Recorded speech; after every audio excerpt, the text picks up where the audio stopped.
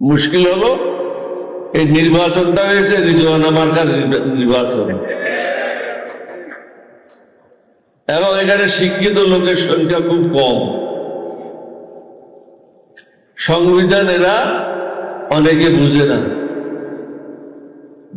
সুতরাং দুই একজনে যেটা বলে সবাই মাথা নাড়ে। এটা হঠাৎ আমার খেয়াল বললো, পাকিস্তানে ছিলাম 50 বছর 12 বছর, অনেক এমপি ইলেক্টেড হয়ে আসতো, লেখাপড়া জানতো না, অনেকে হুক্কা নিয়েও পার্লামেন্টে ঢুকতো। তো একজনে বললো যে ভাই তুমি তো ঘুমাচ্ছ, বলতে আমি ঘুমাচ্ছি, যখন হাত তুলতে বলে একটু ধাক্কা দিও, আমি হাত তুলে নেবো। এখন এরকম হাত তোলার পার্লামেন্ট হয়ে গেছে। প্রধানমন্ত্রীকে চিন্তা করতে হবে যে যতই কিছু করুন না কেন শেষ পর্যন্ত দায়ভারটা আপনার উপরে আসবে। এটার জন্য আপনি প্রস্তুত আছেন কিনা? আপনার মাও বলেছে সংবিধান ছুঁড়ে ফেলাই দাও, না বলে নাই?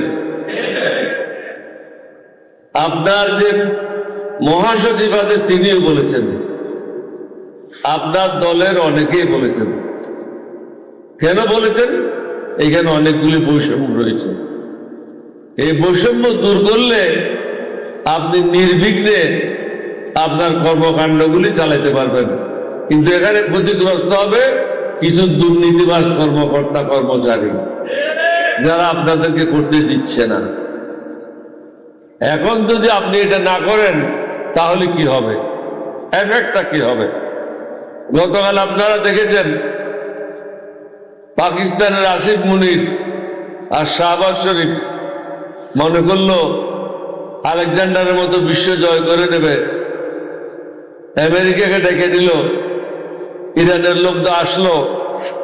আসলে এটা তারা আমেরিকার একটা পলিসি ছিল যে তারা হেরে যাচ্ছিল, 10-12 দিন সময় নিল আবার রিগ্রুপিং করার জন্য, প্রস্তুতি গ্রহণ করার জন্য।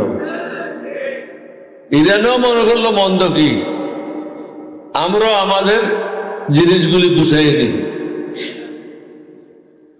এটার এফেক্টটা কি হবে? It is a third world war একটা সূচনা। এটার যে সুদূর এটা আমাদের উপর এফেক্ট হবে। এখন আপনারা, আমি সাধারণ জিনিসের কথা বলি, মুরগির দাম 100 টাকা বৃদ্ধি পেয়েছে, যেটা কক, রেড কক বলে, ওটা 100 টাকা বৃদ্ধি পেয়েছে কেজি প্রতি। প্রত্যেকটা সবজির দাম বৃদ্ধি পেয়েছে, দ্রব্যমূল্যের দাম বৃদ্ধি পেয়েছে, মানুষের আয় তো বৃদ্ধি পায় নাই। 5-6 কিলোমিটার লম্বা একটা পেট্রোল পাম্পের সামনে দাঁড়ায় থাকতে হয়। যে লোকটা আগে মোটরসাইকেল দিয়ে জীবিকা নির্বাহ করত, সে এখন 2 বা 3টে ট্রিপের বেশি মারতে পারে না, বাকি সময় তাকে পেট্রোল পাম্পের সামনে দাঁড়ায় থাকতে হয়। সুতরাং ইকোনমিক ইম্প্যাক্টটা কি হবে এই জিনিসটা আপনাকে বুঝতে হবে।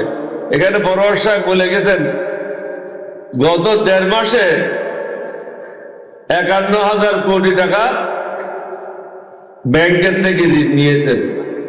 তাহলে পুরো বছর হলে কত হাজার লক্ষ কোটি টাকা হবে?